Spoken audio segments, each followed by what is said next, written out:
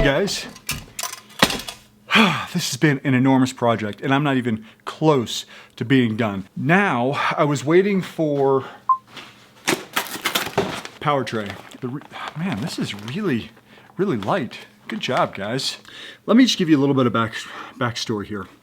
Do you remember when I was first getting rolling? I had some lights, I had some things going on, and the first sPod that I got, I just got their basic generic 6 switch setup. I've been running it ever since. Really was happy with it, liked how simple it made everything. It basically is, this is actually the switch panel. It runs this one cable through.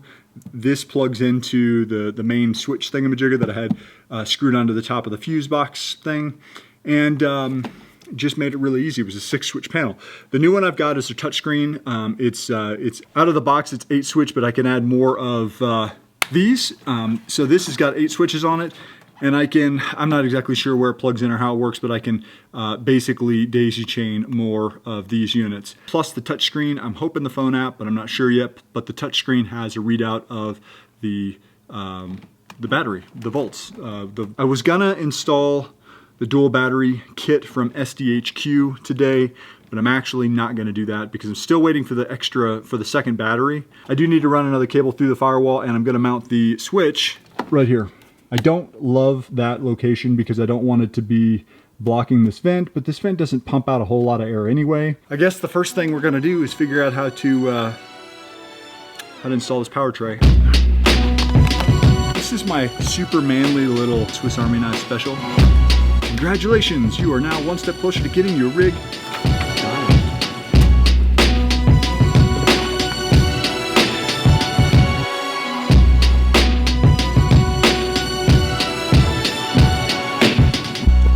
That'll be what I'm gonna do.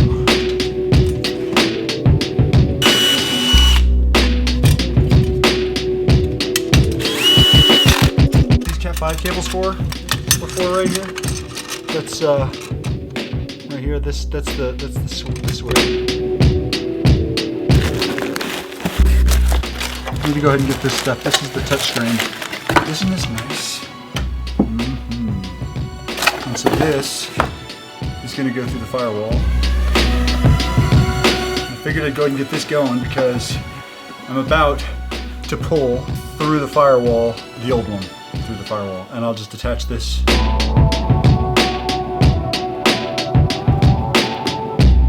Check this out. You remember when I installed the sprint booster thing? Let me fix the lighting here. So I installed the sprint booster thing, which I love, by the way. I love it. It just livens up the entire vehicle. Love it. But anyway, so I stuck the control module. Remember, I stuck it to, actually I stuck it to right there. This whole thing, it comes off super easy. There's 2 pry things right here, right there. And the whole thing it pops right off. I'm pretty excited about this because like this hole right there, that little switch thing right there in the middle, I'm gonna bring the cable for the sPod through that. I actually moved this from here. I've got 2 blanks in here. I popped this hole out here. I'm gonna run the sprint booster thing up through that hole, and I am gonna stick it right there, and it's gonna be easier. I would like to have a hole drilled in here through this blank, but going through this blank is weird. And so I'm just gonna leave that open and let the wire come out of there for the switch control for the sPod. And then if anybody happens to know like switch blank grommet hole thingamajiggers that you can get for wires, let me know.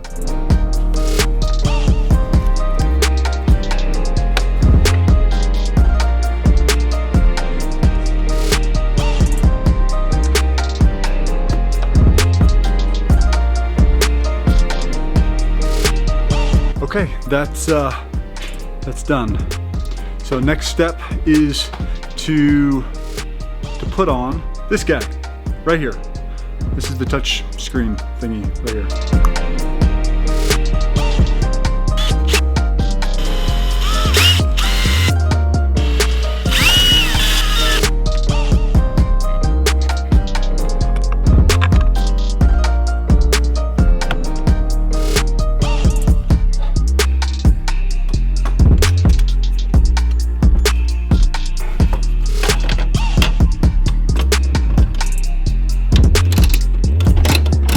now I need to put this nut or bolt to the bottom support here.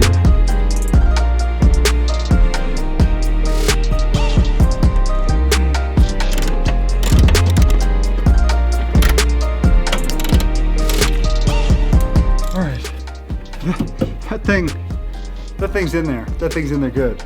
I'm actually, so I can put this right there, or I can put one of these guys right there. I haven't decided exactly what I'm gonna do yet. I gotta think this through, but I got the mounting solutions in place. And so yeah, sPod's in. It's just so solid. This will go, you know, I'll tuck it down. Huh? Oh, Daddy, you said Daddy. Goodbye, Daddy. Hey, wait, come here. You guys can come out here, just don't let him grab my tools. Hey, come see Daddy. Yeah, that's right. What? Hey. Hi. Oh, you want to see Daddy? Come here. Come here, come see Daddy. Okay. Say, hey guys. Ooh, you missed Daddy, didn't you?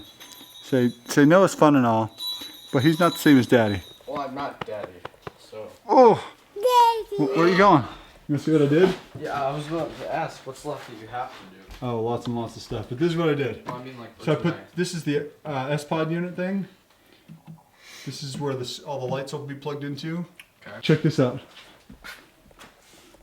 Here's see the switch? That's nice. The touchscreen switch thing. So really, all there is to do in order to get the sPod going is I just need to plug the power in right here. And these cables aren't going to stay this way, everybody. I'm just waiting for some other stuff, and then they'll go over to the dual battery kit over there. But yeah, just about done. Do you think you'll finish this up before Mom gets home? What do you think? No. I don't think so either. I don't think so either. Did you have the camera sitting on this? Yeah. So how come you don't go on overland trips with this anymore? I don't find them as fun anymore. He thinks I'm a wet sandwich. No, it's a wet blanket. Oh, well, wet sandwich is more fun. Mark. Oh, did you see that lip? You can't even resist it. I can. Oh. See you, Sam. All right.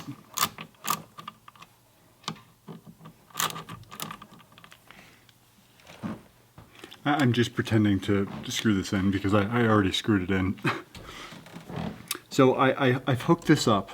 I've got positive going to the positive, negative going to the negative. This is not a permanent arrangement. Actually, Slee has sent me the battery extension posts, battery post extensions. I don't know what they're called. Anyway, I'm gonna put those on, not today. But when I do that, this will all be cleaned up quite a bit.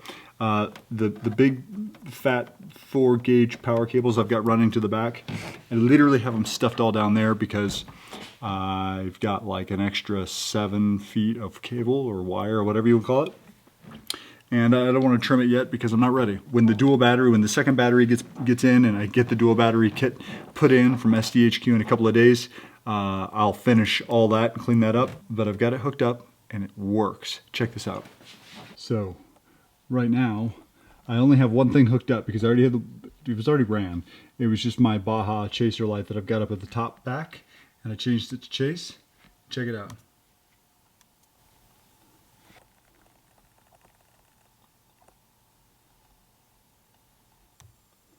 Cool, huh? And check this out. This has got a battery health indicator right here. See? 12.7 refocus. That's cool. And it looks like that temp right there is the board temp, 77 degrees.